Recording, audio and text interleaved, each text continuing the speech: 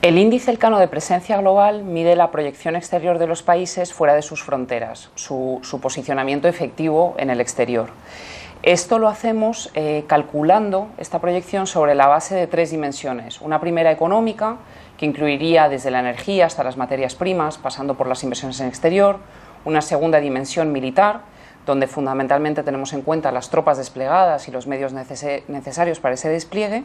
Y por último, una dimensión blanda, donde se estarían registrando desde el turismo hasta la cooperación al desarrollo, pasando por las migraciones o la cultura. Este cálculo de presencia global lo hacemos para 70 países, lo calculamos anualmente y para este año hemos tenido en cuenta 14.700 datos de entrada. ¿Qué nos dicen los resultados del índice de 2013?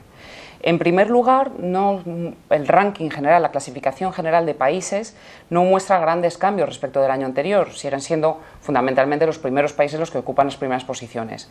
En primer lugar está Estados Unidos, como todos los años anteriores, pero siguen a Estados Unidos países europeos, occidentales, sobre todo tenemos hasta 7 entre los 10 primeros puestos, aunque también cabe destacar la presencia de China en el cuarto lugar, también la de Japón en el séptimo.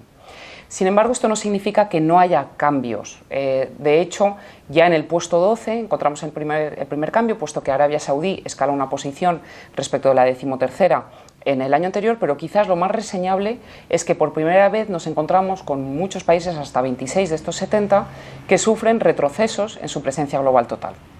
De estos 26 países provienen de todo tipo de regiones y tienen todo tipo de niveles o de procesos de desarrollo, pero sí es cierto que hasta 15 países son europeos y de esos 15, 14 serían Estados miembros de la Unión Europea.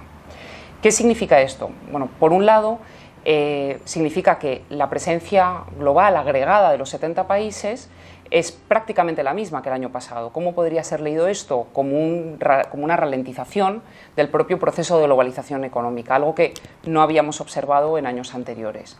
También, puesto que no todos los países tienen disminuciones de su presencia global en la misma medida y que incluso hay muchos países que aumentan su presencia global respecto al año pasado, esto también podría alterar esa tendencia hacia la polaridad o hacia una apolarización del mundo que observábamos en un análisis del año pasado.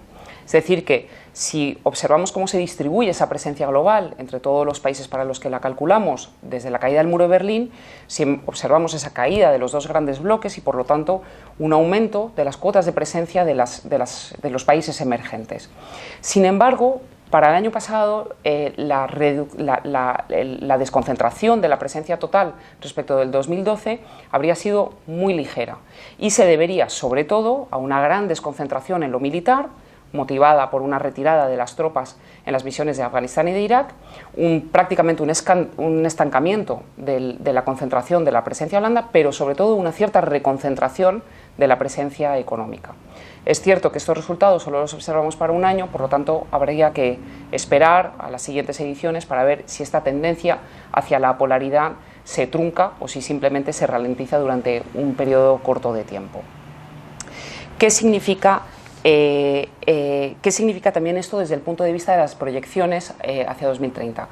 En el informe que hemos publicado, en el informe 2014 de este índice de presencia global, lo que hemos hecho un sencillo ejercicio por el cual calculamos cuál sería, proyectando las tasas de crecimiento pasadas, cuál sería la proyección global de una serie de países en 2030. Pues bien, incluso si tomáramos en cuenta las tasas de crecimiento del periodo 2005-2012, que serían de globalización rápida, veríamos que ni bajo ese supuesto la presencia global de China llegaría a alcanzar la de Estados Unidos o la de la Unión Europea tomada en su conjunto. Si aumentaría, se acortarían las brechas. En este sentido, estas proyecciones de datos serían coherentes con las proyecciones de poder o de Producto Interior Bruto estimadas por la OCDE, pero no llegarían a alcanzar los niveles de Estados Unidos o de la Unión Europea. Y precisamente, en relación al poder, en este informe también hemos hecho una comparación entre los valores de presencia global y los que tienen algunos países en poder. Podría decirse que los países que tienen niveles relativamente bajos de presencia combinados con niveles relativamente altos de poder, serían países que están boxeando por encima de su categoría. Estos serían los casos de China o India, Indonesia, Israel, Pakistán, Turquía o Vietnam. Por lo tanto, en general, economías, países emergentes, potencias regionales en algunos de los casos. Sin embargo, también nos encontramos con distintos países que, teniendo unos valores de presencia relativamente altos, tendrían niveles de poder por debajo de la media.